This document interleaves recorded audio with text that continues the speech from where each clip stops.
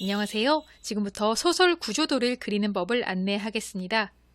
부제는 소설 통조림 만들기입니다. 영상의 순서는 다음과 같습니다. 우선 글의 내용을 한눈에 파악할 수 있는 소설 구조도가 무엇인지 확인해 보고요.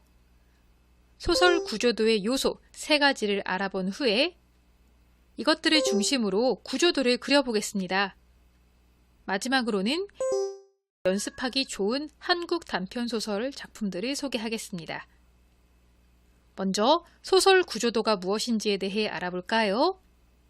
소설 구조도란 소설의 내용을 한눈에 확인할 수 있도록 정리한 그림으로 여기에는 인물, 배경, 사건이 포함됩니다. 일반적인 인물 관계도를 중심으로 이들이 활동하는 시간과 공간을 찾아본 후에 갈등 및 관계를 중심으로 사건을 정리하는 것이죠. 따라서 소설 구조도에는 다음과 같은 3가지 요소가 필수적입니다. 인물을 표현하는 원, 인물 간의 관계를 표현하는 선, 그리고 사건을 요약하는 글이 그것입니다. 그럼 실제로 구조도를 한번 그려볼까요? 먼저 소설 구성의 3요소가 인물, 배경, 사건이라는 것을 꼭 기억해 주세요. 오늘 우리가 그려볼 구조도는 1924년에 발표된 현진건의 소설 운수 좋은 날입니다. 우선 인물을 표현해 볼 텐데요. 중심 인물은 큰 원으로, 주변 인물은 작은 원으로 표현하면 됩니다. 그 아래에는 인물의 특성을 간단하게 적는데요. 운수 좋은 날의 주인공인 김첨지는 왜소한 외모를 가진 가난한 인력거꾼입니다. 그에게는 아내도 있는데요. 그녀는 밥을 급하게 먹다가 체한 인물로 그전부터 지병을 앓고 있던 중환자였고요.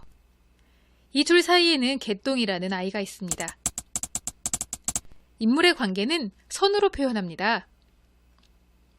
김첨지와 아내는 결혼을 한 관계이므로 2줄 실선으로, 그리고 그들의 슬하에 있는 아이는 그 가운데 아래 지점의 실선으로 표현해 봅니다.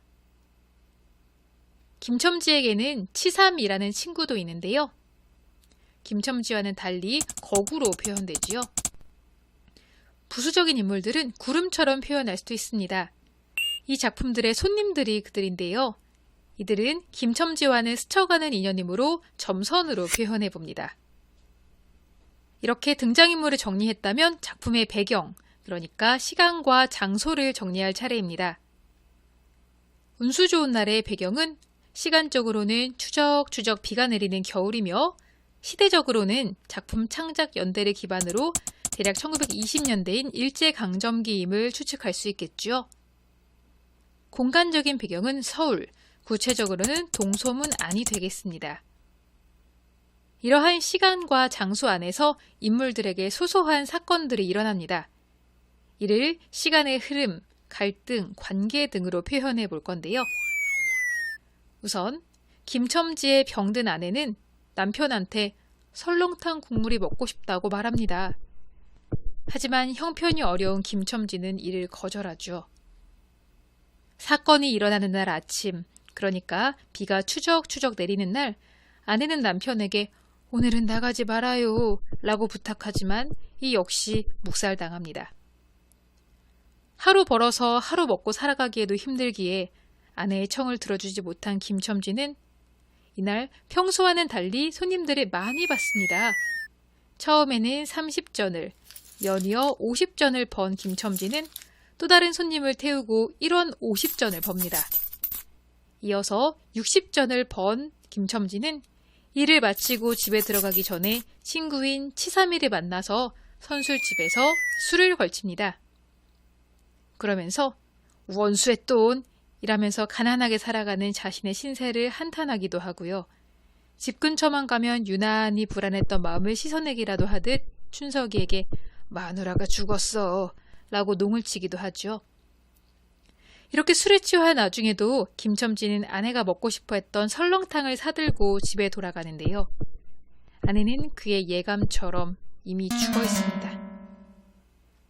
표면적으로는 돈을 많이 벌어서 억수로 운이 좋은 날이었지만 이면적으로는 사랑하는 아내를 저 세상으로 떠나보낸 최고로 운이 나쁜 날이었죠. 지금까지 단편소설 운수 좋은 날의 소설 구조도를 그려보았습니다. 이제 앞으로 여러분이 연습하시면 좋을 작품들을 시대순으로 소개해드릴 텐데요. 1920년대에는 김동인, 현진건, 염상섭, 전영택, 나도향의 단편소설을, 1930년대에는 김유정, 이효석, 이태준 등의 단편소설을, 1940년대에는 채만식, 황순원의 단편소설을, 1950년대에는 오영수, 손창섭, 하근찬 등이 쓴 단편소설을, 1960년대에는 정광용, 김스목, 이청준 등이 쓴 단편소설을, 1970년대에는 황석영, 박완서, 윤은길 등의 작품을, 그리고 1980년대에는 문순태나 안기자 작가의 단편소설 등으로 연습을 해보시면 도움이 될 거예요. 혹시 이 영상 처음에 제시됐던 부제를 기억하시나요? 네, 원작 소설로 소설 구조도를 만드는 것을 소설 통조림 만들기라고 말씀드렸는데요. 복숭아 통조림과 나무에서 방금 따온 싱싱한 복숭아 중에서 복숭아의 참된 풍미를 제대로 느낄 수 있는 것은 어떤 것일까요? 당연히 생물 복숭아를 통해서 잘 느낄 수 있을 것입니다. 오늘 우리가 공부한 소설 구조도는 작품의 통조림입니다. 개별 작품이 지닌 향과 맛을 느끼고 작가가 독자인 우리들에게 주려는 메시지를 흠뻑 느끼기 위해서는 반드시 소설 전체를 읽고 난 다음에 작품 구조도를 공부하시길 바랍니다. 감사합니다.